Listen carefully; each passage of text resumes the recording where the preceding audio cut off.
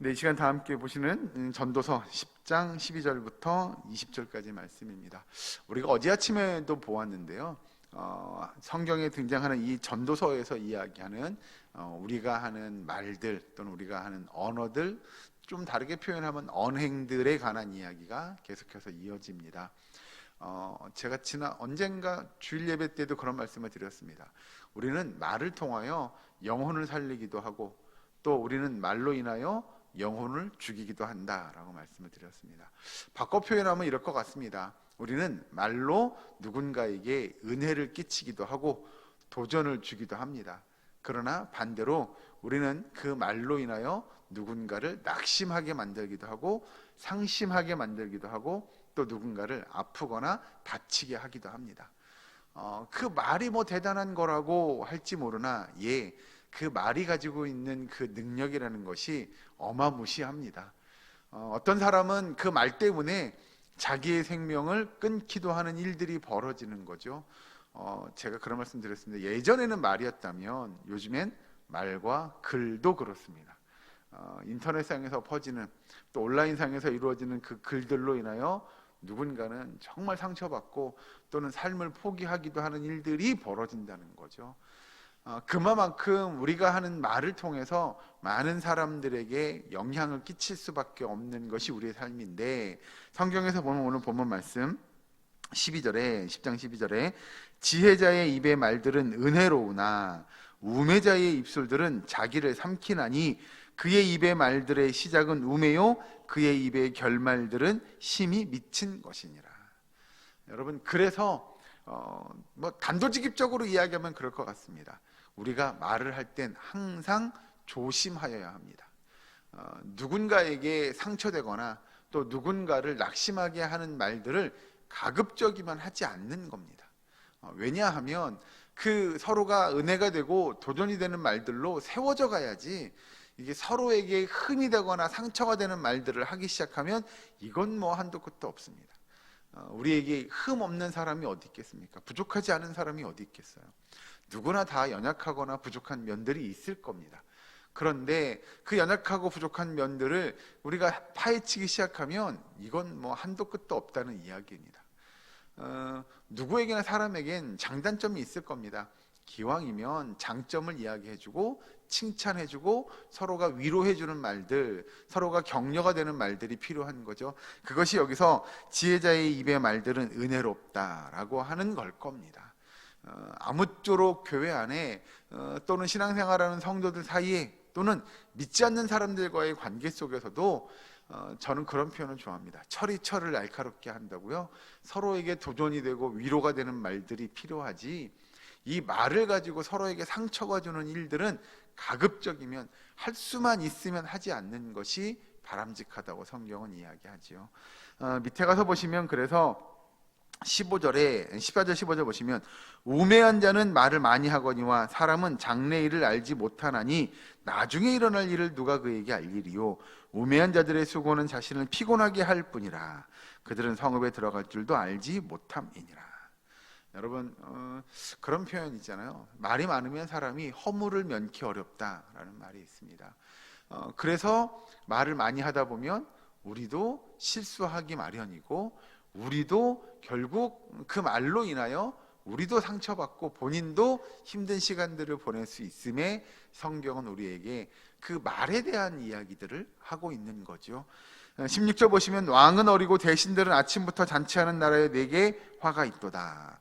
왕이 어리다라고 이야기하고 대신들이 잔치한다라고 이야기하는 건 결국 왕이 힘이 없는 나라일 겁니다. 그런 나라는 어려워질 거고요. 그래서 17절에 왕은 귀족들의 아들이요 대신들은 취하지 아니하고 기력을 보호하려고 정한 때에 먹는 나라요 내게 복이 있도다 라고 이야기하는 건 결국 뭐에 관한 이야기냐면, 여러분, 왕이든 귀족이든 그렇지 못한 대충 예를 들면 평범한 소시민이든 간에 우리에게 맡겨진 삶을 성실하게 살아갈 필요가 있다는 거죠. 왕이니까 왕이 열심히 일해야 되겠어? 열심히 일하는 일들이 필요합니다. 그러면 소시민은 소시민도 열심히 일해야지요. 그런데 그렇게 열심히 살지 않으면, 즉 우리가 표현하는 그 반대의 개념인 게으르게 되면 그 나라는 문제 있는 거고요. 좀 작게 볼까요? 게으른 사람이 속한 가정은 그 가정은 문제 있는 가정이 될 겁니다. 그 밑에 가서 보시면 18절에 게으른즉 석가래가 내려앉고 손을 놓은즉 집이 새느니라. 여러분, 게으르면 결국 우리의 가정은 어려워지게 됩니다. 몰락하게 될 겁니다. 그래서 성경은 우리에게 아침부터 열심히 일하는 수고에 대한 이야기를 합니다. 성실하게 일하고 그 일한 수고를 가지고 먹고 마시고 누리는 삶을 사는 것, 그것이 전도자가 이야기하는 기쁨이 될 것이고 행복이 될 것입니다. 열심히 수고해서 내가 수고한 만큼의 대가를 가지고 가족들과 함께 먹고 마시고 누리며 살아가는 것, 그것이 기쁨이고 인생의 낙일 것이며 하나님의 은혜일 것입니다. 우리는 여러분 어마무시한 부를 꿈꾸며 살아가는 것, 그것이 나쁜 건 아니지만 그것을 그것을 얻기 위하여 내가 지금 현재 살아가는 이 삶의 열심들을, 또 이 삶에 주어진 모든 것들을 포기하고 살아간다? 이것도 문제 있는 겁니다.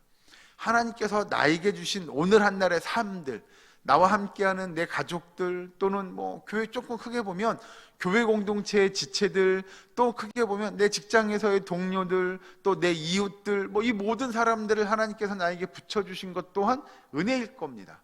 그 사람들과의 좋은 관계를 맺고 한날의 삶을 사는 것, 이것도 필요한 삶이라고 성경은 가르칩니다. 그래서 우리가 주어지지 않을 먼 미래의 것들만 바라보고 내가 저거 움켜잡고 내가 저거 얻기 위해서 달려가는 것, 그것이 꼭 우리에게 주어진 은혜는 아니라는 거죠. 왜 그러냐면 밑에 가서 그 앞에 가서 보시면 그 위에 14절의 말씀 이렇게 얘기하죠. 장래 일을 알지 못하나니 나중에 일어날 일을 누가 그에게 알리리요, 이렇게 이야기합니다.